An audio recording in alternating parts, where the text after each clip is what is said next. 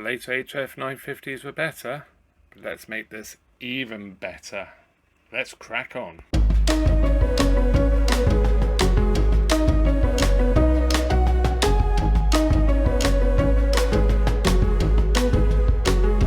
Hello and welcome to another Mr. Beta video, and this one's a little bit different insofar as it's a bit of a return visit to Paul's HF950, Sony of course, and it says on the tin.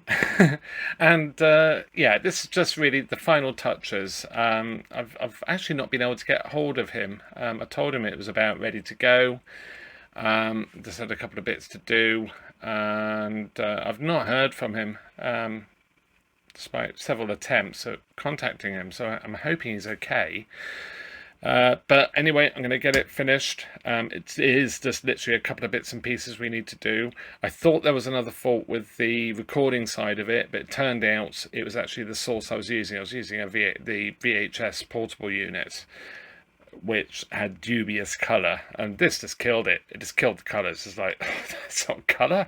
It's just colour kill that. Yeah, so colour killer killed the colour. So basically, it's a fairly straightforward, simple video, this one really.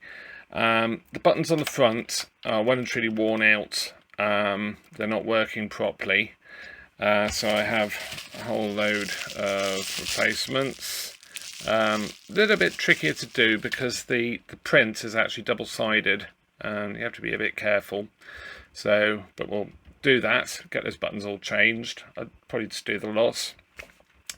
And then the power supply. Now you might remember this power supply mysteriously blew, and I'm still wondering if it was my fault, to be honest. But yeah, long story.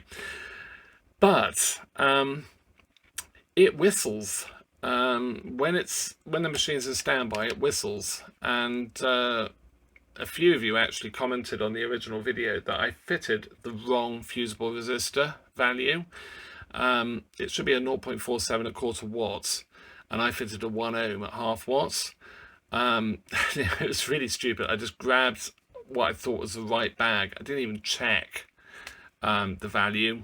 I just pulled out the HF950 power supply repair kit sort of bag that I have, and put it in. I didn't even think any more of it. And then somebody said, "Oh, you've put the wrong resistor in there." So I actually did the maths, and in theory, it actually offers a little bit more protection at those values. But I think that's making the power supply whistle. I mean, that whistling can also be a sign that the caps are starting to get a bit bad, those ones that I changed. But what I'm going to do as well, Heiko actually mentioned that possibly it might be worth using ceramic capacitors as a long-term replacement. So basically fit and forget capacitors. And we discussed this between us, and I don't know. I see no reason why they shouldn't work. I don't see any reason why they shouldn't be a lot more reliable than using bipolar electrolytics. So yeah, they're bipolar ceramics. So I'm going to have a go at fitting those. Probably going to be on the back of the board, which if anybody works on this in the future is going to find really disconcerting. There's no capacitors for those critical transistors, critical part of the power supply's reliability. But yeah, so with that, let's crack on. So I'm going to do the front buttons first, and part of the reason I'm doing that is I've lost those ceramic capacitors. I know I have them. I thought I put them in a box, in the box, and I haven't. I don't know what I've done with them. So yeah, it's quite fun. I should just be able to take this off from memory. They're taking the screw out the top there. I don't think I need to undo anything else, but we'll see. There we go.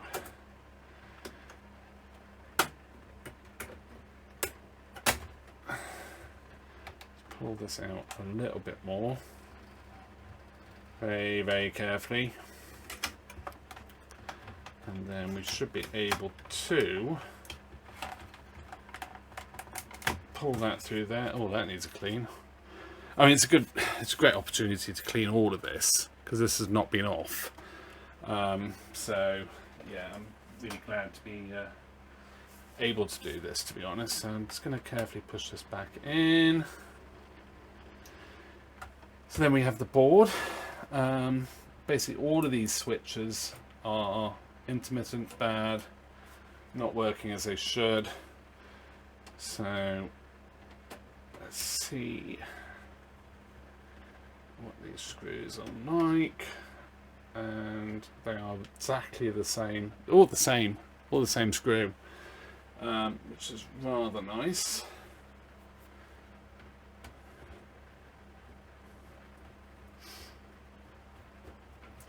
These aren't connectors, these are hard soldered, so yeah, you can't actually take the panel off, but that's fine. I'm happy working on it like this. Good grief, this is really very dusty. This side there are connectors, so I'm happy to be able to take those off, and we can also let's take that one off as well. Take a look at the processor, and it's a bit of a modification there as well, but yeah, we'll forgive that. Looks all okay. So I suppose the next thing is to start removing buttons. I'm going to use my desoldering iron, but what's interesting is some of these legs are actually folded over. It's not a massive issue, but just makes it just a little bit more interesting, so it's fine.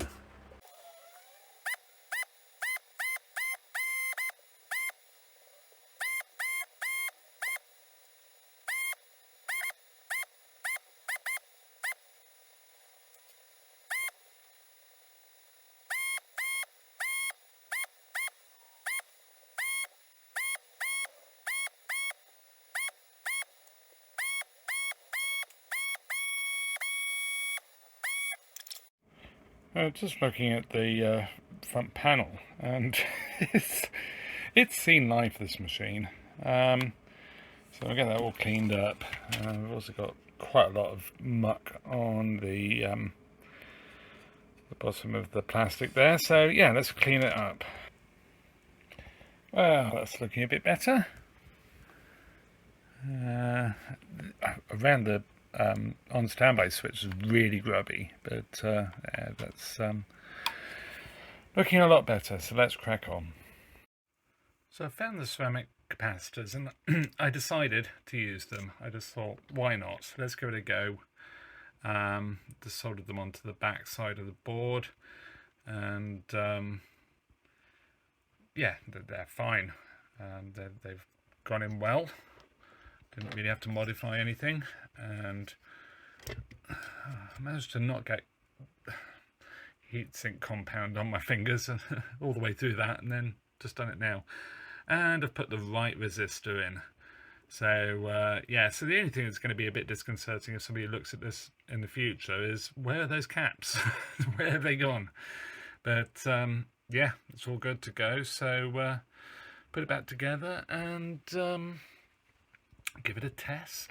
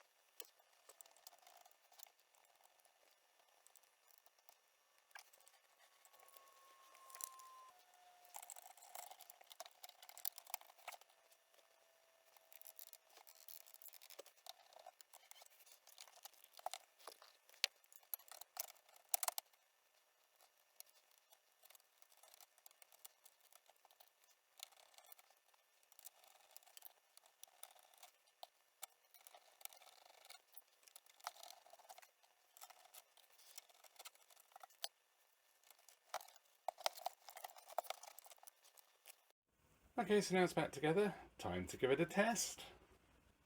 Yay! So we might have another LED gone. And the power supply is silent. I think a lot of that is just down to the having the right resistor.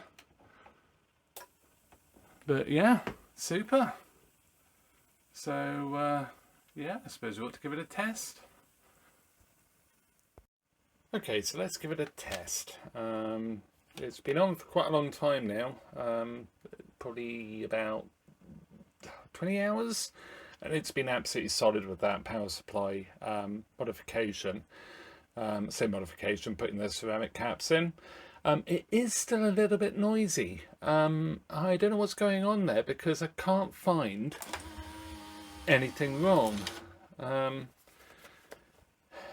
Everything checks out okay, so I just wonder if maybe it's just the transformer itself is noisy. I don't know. So first time I'm trying this. Oh, that's not a good start. Have I missed to plug something in?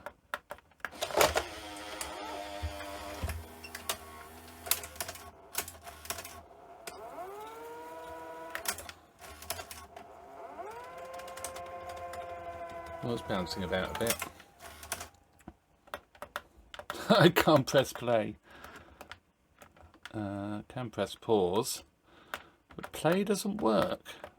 Interesting. Let's try the remote.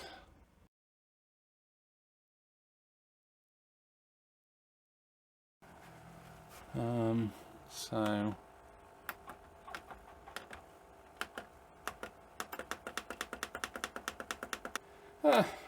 there we go.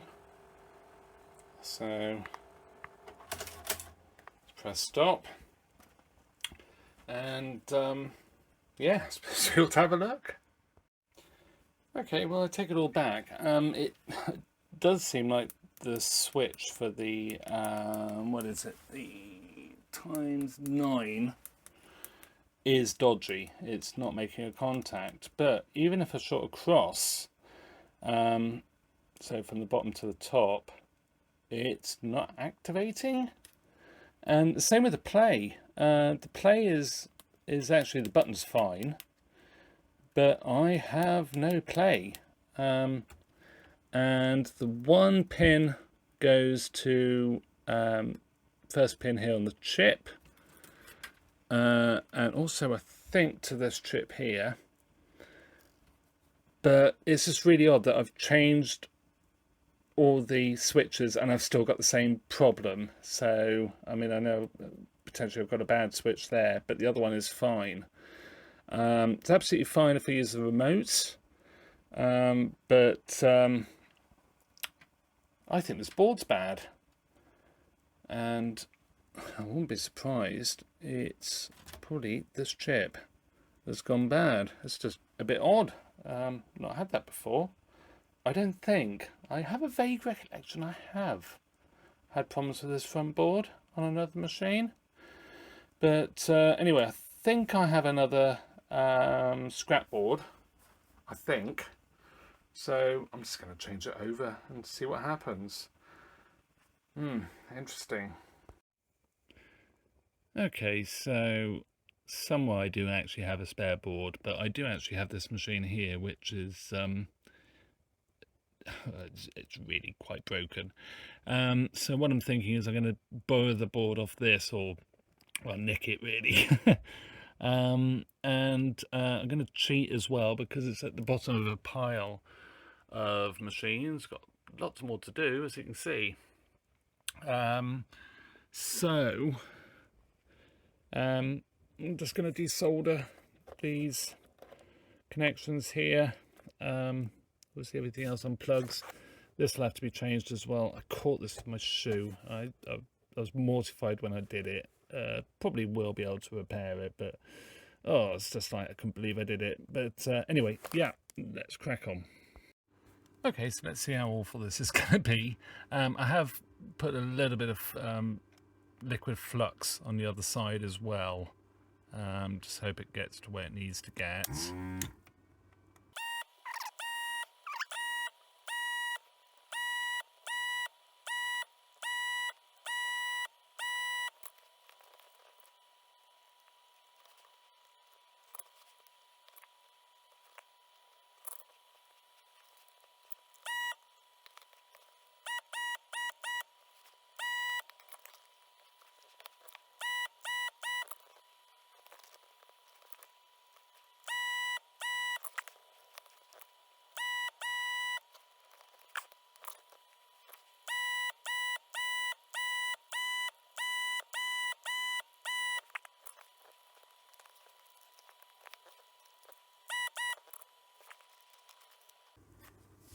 Okay, so there we go. I mean, it actually wasn't that bad. There's only 2 contacts on the top, so it's not terrible, but obviously having the solder or desoldering station really makes a huge difference. It's just so much easier on this type of deck. A bit concerned. Look at that, it's got a rusty leg. So we might have to do something about that. But hopefully everything else will be okay. It's got the same modifications as the other board, so that's good. It's got a whole black pad. But yeah, let's transfer it over and see. So there's blessed black pads. Yeah, so I've had to resolder a couple of the pins on the chip. It was really pretty rotten in some places. You see where I've scraped off a bit of the varnish. Varnish is really thin on these double-sided Sony boards of this era anyway. But that's fine. About to put some hot glue on to replace the black pad. I just find that seems to work the best at the moment. And I've cut off the rusty leg, just left a little bit, and I've sort of lap soldered, which I hate doing, but lap soldered a component leg on, and use some heat shrink to help sort of take some of the strain. Yeah, I can trim that down to size and solder it back on where this yellow wire is, or the pad next to it. Either's good. It's to do with pause. I think it's to do with being able to select pause before you press record. I think that's what it does, or it's relating to that. On the other board, I'm pretty confident that it's this microprocessor that's actually given up. It's just not taking. You can see the voltage change when you press play on the pin. I think it's actually pin 2. Off the top of my head, I can't remember now. This is a couple of days. But I will go through that board, and I may well feature that in another video, because that board is actually good apart from play not working, and it's a later machine. So the later machines, basically, you can tell them pretty much at an instant, because they have this yellow battery, this yellow Sanyo battery. It's got the coin battery. That's an earlier deck, and they will have the black pads. These use the yellow pads that the C9 has, and although they can be troublesome, they don't rot components. They themselves can become a bit leaky, but they don't rot component legs, and the rot is just terrible. It's almost like battery acid the way it goes, and the pads themselves go really hard and brittle and horrible. So yeah, that's well worth considering if you're buying one of these, unless it's been sorted, because some of the coin ones, they're actually okay, but the pads have been all changed as well. I mean, I've done a couple and they've been absolutely fine. You know, there has been the rot on the component legs. I don't know, I mean, I would guess if they've been stored in an attic with those black pads fitted, I think that makes it a lot worse. So this accelerates the rot. But I don't know. Let me know in the comments your experiences if you've sort of come across this and know a bit more of the history of the machine that they've been fitted to. But yeah, I'm going to solder this back up, put some hot glue on.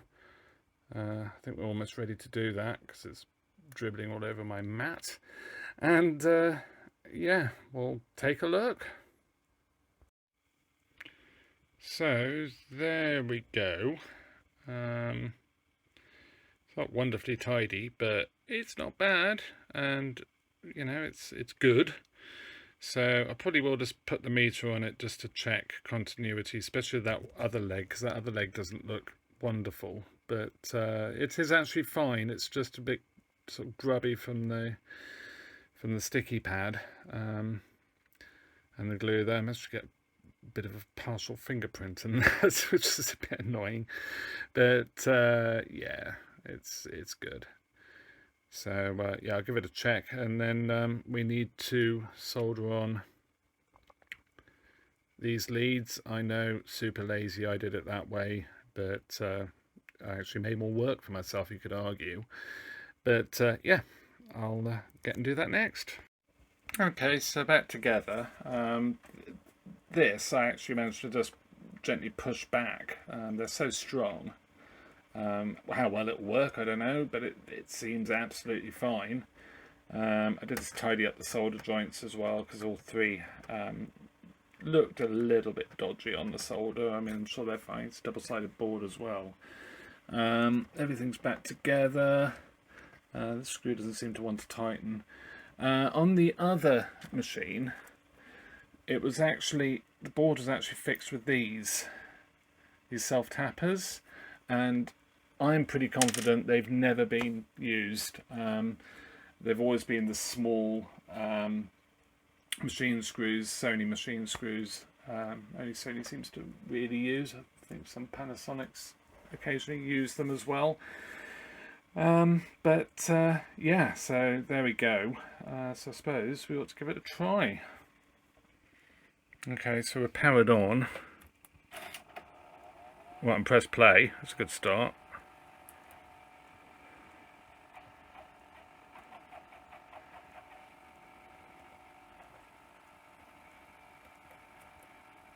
Times 9 doesn't. Oh, yes, it does.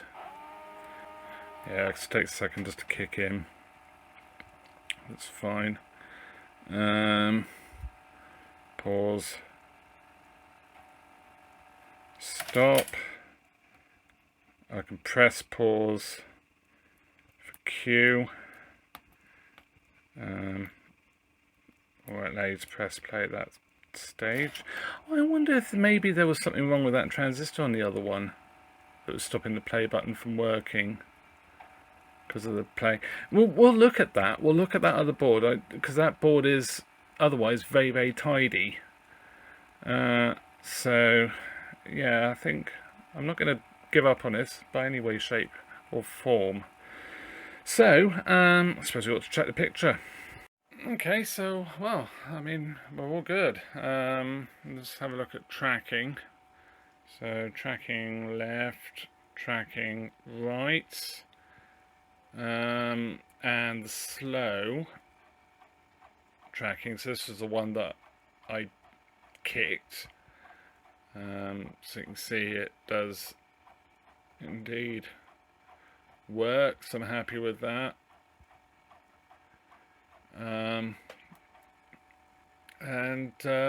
Yeah, it's really, really great. So just got to put the front on and the covers and everything, and it's all good to go.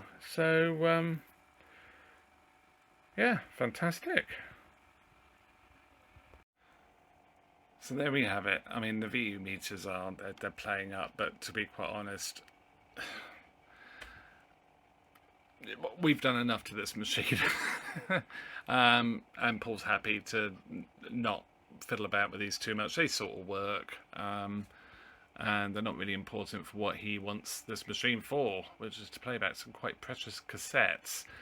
But it's all working. Very, very pleased with it. I mean, it's a fairly tatty machine as well, to be fair, what this is here, and the paint is really not that great on the top. I did try and clean this and it just sort of faded away. It's like it's been wiped and wiped and wiped over its life. Some tape there at some point, lid there, scratches there. So, you know, it's certainly no best of show in the cosmetics department, but it's a great working machine again. So yeah, that's all good to go. So Paul, if you're watching this, I have been trying to email you, or I have been emailing you, and I've not had a reply, so I hope everything's okay. It's been a little while since I've heard from you, but yeah, drop me an email, and I'll drop you a few as well, and get it back to you. And that very precious cassette that you lent me as well was actually stuck in the machine. So yeah, with that, thank you very much for watching. Please like and subscribe as well. Really means so much to me, and really helps motivate me to make more videos and varied ones as well. So yeah, so with that, see you in another video. Bye for now. You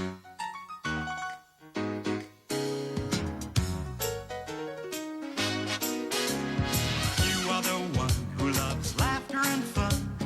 Fun for you, the reason chocolate chew. You take things easy and the laughs on your side. No problem for you, the reason chocolate chew. All that chocolate and all that chew, just right for you, the reason chocolate chew. There's always a reason to count on you, and always a reason for the chocolate chew. Reason, the chocolate chew.